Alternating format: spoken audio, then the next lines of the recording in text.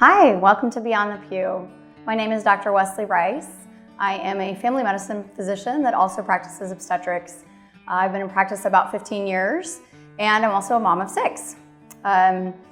Today, they asked me to speak to you guys specifically about the lies that Satan tells to new moms, and I'm also going to speak to dads a little bit.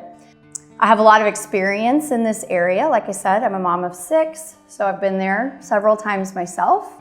But in my job, I see new moms every single day. And many of these new moms have the same lies that they are told by Satan in this period of new motherhood. I feel like during that time, women and men, but women to more of a degree, are particularly vulnerable. They are often exhausted from the process of giving birth. They are sleep deprived once they get home from having the baby. They're sleep deprived because they're up caring for the baby at night, and they're isolated because they're home by themselves while their husbands may be going back to work. They're home either full-time or on maternity leave taking care of their new baby. And that puts them in a position where they have a lot of introspective time. And so during that time, I feel like Satan just really targets new parents. And he does that in a number of ways. Before we get into that, I want to be clear, this is not a post about postpartum depression or postpartum anxiety. Those are two very real, very common complications related to pregnancy and delivery. And those are things that need a professional's help. It's something we could spend entire episodes talking about, but that is not really the focus of today. This is barring postpartum depression, clinical postpartum anxiety, and just talking about new parents in general, things that most people feel to some degree or another. So what do we know from the Bible about Satan? Well, Jesus tells us himself in John chapter 8, he tells us that Satan is a liar and he is the father of lies. So he lies. That's it. That's in his character to do to us, to try and draw us away from Christ, to try and draw us away from what we know to be true. Satan lies.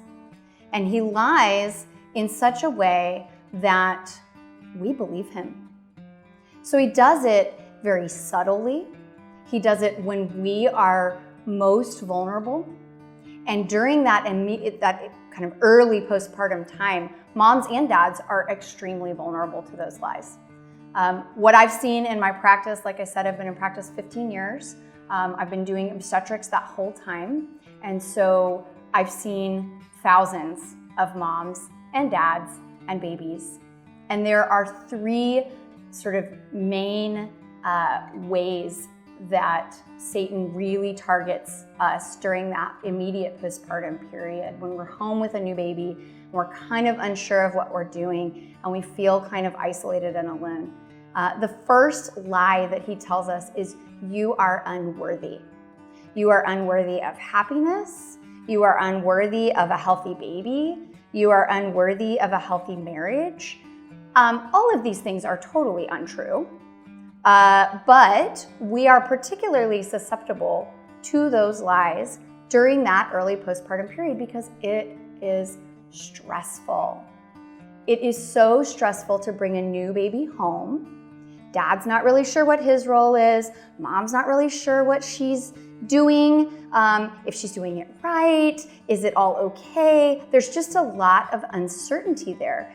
And so Satan really jumps on that and he says, you are unworthy of all of this. You're unworthy of a good, healthy marriage, and you're unworthy of this healthy baby that you have with you. And for those whose babies maybe aren't healthy, Satan lies to you in a slightly different way, but it's the same concept. It's the same, you are unworthy of happiness, of joy, of a fulfilling life as a family. He tells you, oh, this happened because you're unworthy. So Satan says, oh, your baby's not perfectly healthy, which happens. Well, that's because you weren't worthy of a healthy one to begin with. And all of this is completely untrue. So what does Jesus tell us in response to that? If we can block out Satan and we can listen to Jesus, what does he tell us? He tells us that we are absolutely worthy. We are not worthy because we have some magical quality that makes us better than other people. We are worthy because He says we are. Jesus Christ came and died because you are worthy of the life that He has for you, of the family that He has for you, and of joy in that. So that's the first lie, that you are unworthy. And the response to that is Jesus says, no, I came, I died for you because you are worthy. So the second way that Satan really targets us as new parents, and again, true for dads and true for moms, but especially true for moms, and it starts even before the baby's born, and that is this idea that you are doing it wrong. Okay, whatever it is, you're doing it wrong. So Satan wants you to believe that whatever you have chosen for your family is not the right choice. You've chosen to have a natural childbirth? That's wrong. You should get an epidural. You've chosen to have an epidural? That's wrong. You should go for natural childbirth. You had to have a C-section? Oh, that's really wrong. And all of that is completely untrue.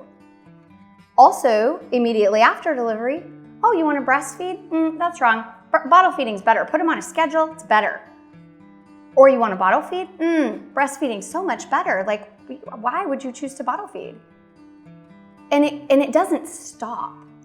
This lie doesn't stop for all of parenthood. My oldest child is 15 years old. I still hear this lie. You're doing it wrong. You have them in private school? Oh, you should homeschool. Oh, you want to put them in public school? Oh, that's really bad. Oh, they're in homeschool? You need to put them in public school. They need that socialization. So the lies never stop. You never stop feeling like you're doing it wrong. So what does Jesus tell us about that? He tells us that my grace is sufficient for you. My grace. Not you are able to do it all over on your own, but that my grace, Christ's grace, is sufficient for you. So in each of these situations, childbirth, how you're going to feed your baby, who's going to take care of your baby? Do you have to go back to work and your baby needs to go to daycare? There is nothing wrong with any of these choices. But Satan wants you to believe that they're all wrong. Whatever you've chosen, he wants you to believe that it is wrong and that you are not doing things correctly and that you are somehow less than someone who is doing it differently.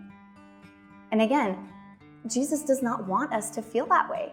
He wants us to know that, yeah, it's tough. You're going to make some bad choices on behalf of your children, especially over the course of their lifetime. You're not always going to get it right, but you're going to do your best. And you're going to lean into Christ, and you're going to lean into that community of believers that surrounds you, and you're going to do the best you can. And His grace is going to make up for the rest.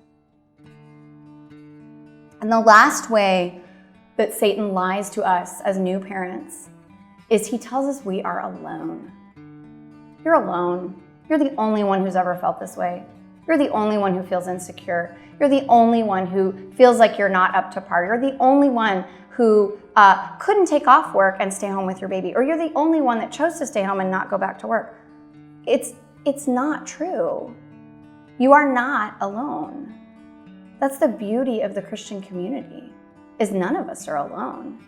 Not only do we have Christ who's with us all the time, especially if we just slow down and ask Him to be with us, we also have this huge worldwide community of fellow believers there to support us, many of whom have been there before.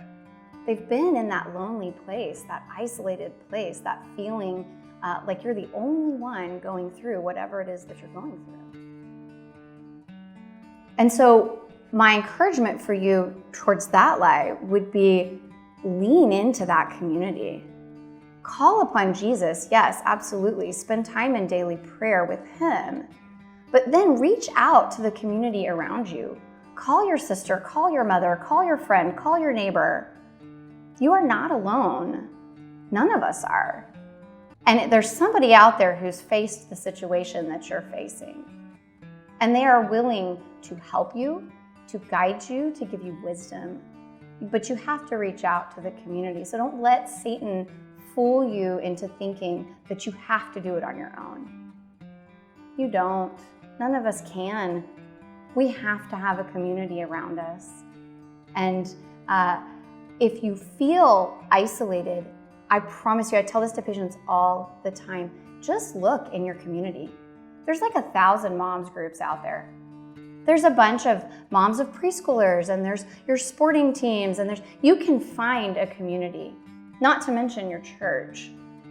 But you can find a community of women and men who are in the same stage of parenting that you're in, and just start to make those connections. And then that feeling of being alone goes away, and Satan has no power. So again, the 3 lies and the truths that really counteract those lies are, I am unworthy of this. And the truth is, you are worthy because Christ says you're worthy. The second lie is that you're doing it wrong.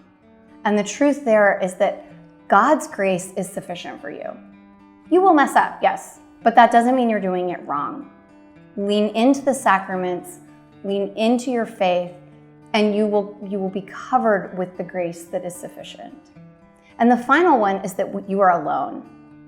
And the truth there is that you're never alone. You're surrounded by a worldwide community of people who love Jesus and who want to love on you and who have been there before. So reach out and find those people.